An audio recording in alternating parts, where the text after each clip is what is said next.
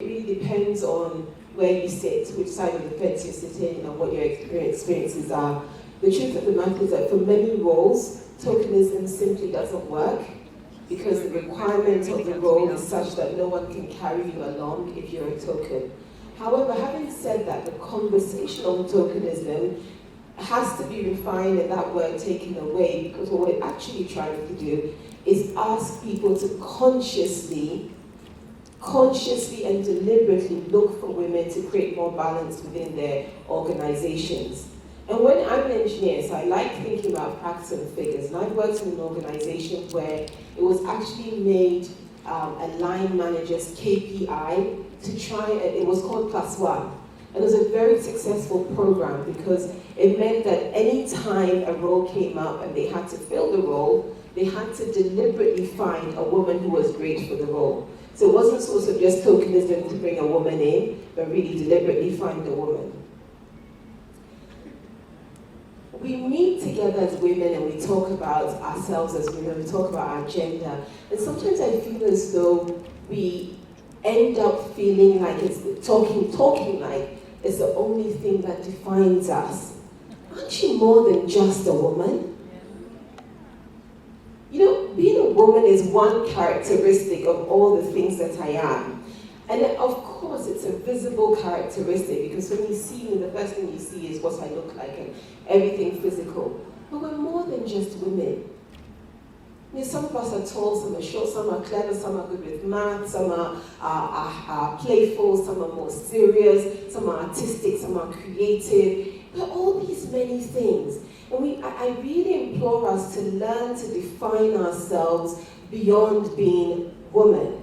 On TV, so it was very female-driven and very female-empowering. So I knew then and there that from my basics and how I started, my gender will never be an issue for me. And I hope everyone else will be fortunate enough to get such an opening and be able to work in such a progressive place. Back to where I am at City, where the women are, basically in my office is like 80% women. So we are the ones that are driving the content, producing the content, and showing you good things on TV and on radio. So I've worked in very progressive places. Not everyone is fortunate enough to be able to work with that, but thanks to the places I have worked, I realized that gender should never be an issue in your way. Women are very capable of being very innovative, very creative, and very capable of leading teams that will go on to succeed. So yes, my gender has never been a role of an obstacle, thankfully, for where I have been working at. So yes, that has been my journey so far. Dentaa. It's similar for me as well, so it hasn't been an issue for me. So starting off with being a pediatric nurse, I was a senior nurse. Okay, we're back.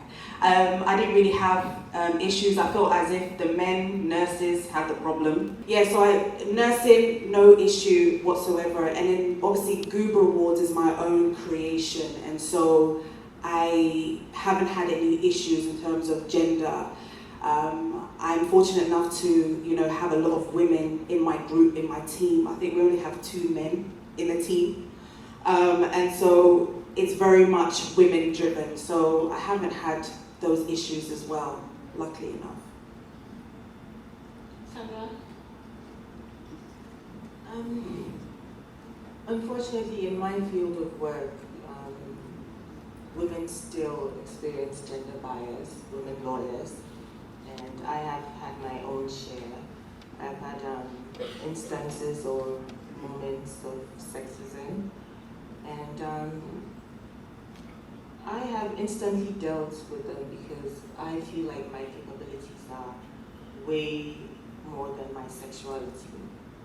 And so I have always found a way of going about it and dealing with it.